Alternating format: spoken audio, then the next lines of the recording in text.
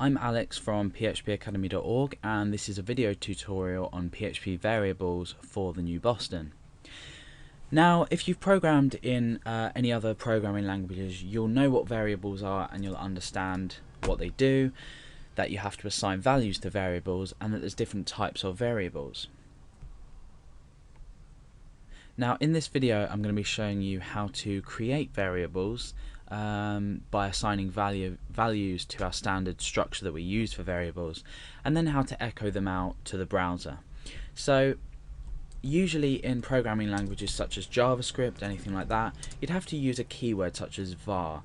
Then what you'd do is you'd type the name of the variable, and then you'd assign a value to it. So in this case it would be var name equals Alex, and this would be surrounded to show that it's string data.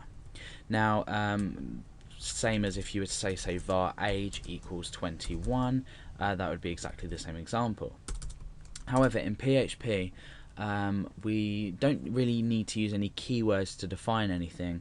All we really need to do is use our $sign notation. All variables start with the $sign. They can either start with an underscore or a character, an alphanumeric character, so it can be uppercase, it can be lowercase, or in fact it can start with a number, but it can't consist of just a number. So if we were to say create a variable here called text, and we could make that equal to hello world. So the notation that we've used is we've used the $sign to start our variable. Notice we haven't specified what type of variable it is. It's not a string. Usually you might have to use a string keyword. We've just used $sign text equals, so we're assigning a value to this variable here, and the value that we've assigned is some string data, and that is hello world inside there. Now we could say assign we want to create a variable with a number, so we could type number equals, and without using quotation marks, because if we were to put say a number in here, this is now classed as string data. So if we take it out, you can see that my text editor has turned it red, and we're just dealing with a numeric value, an integer value. As well as integers, you can also use floating values, so you can use decimal points within.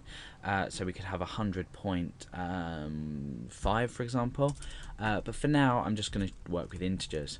We also have things like Boolean values, which is equal to true, false, and as equal to this, a Boolean for true would be the same as 1. It just means that something's true, so we can use that later on when we work with if statements and things like that. So we've got our variables, but how are we going to output them? Now there's one easy way to output variables, and that's just to put an echo straight in the middle. So what, or at the start, sorry. So what we're doing, let's just add a full stop in here. What we're doing is we're echoing out essentially the assignment of the text to the variable, and here we're echoing out the assignment of this integer to this variable, but this will work. So if we have a look and refresh, you can see that we've got hello world and then the number 100 printed. Now this is not a great way to do things, because what we want to do is we want to declare the variables up here and with our assignment, and then here we want to display them to the user. So for example, I could say echo text, and we can refresh our page, and you can see that that's just echoed out our single variable text, so we're just echoing text. Don't forget your line terminator. As well, we can echo number, so if we refresh, we've got 100 there, so we've just basically echoed out a number. Now as you're programming and you find different uses for storing different things, for example you might want to take the user's age or take the user's name, you'll find that you will be storing things, you'll be storing string data, and you'll be storing numerical data as well, so integers, floats, things like that.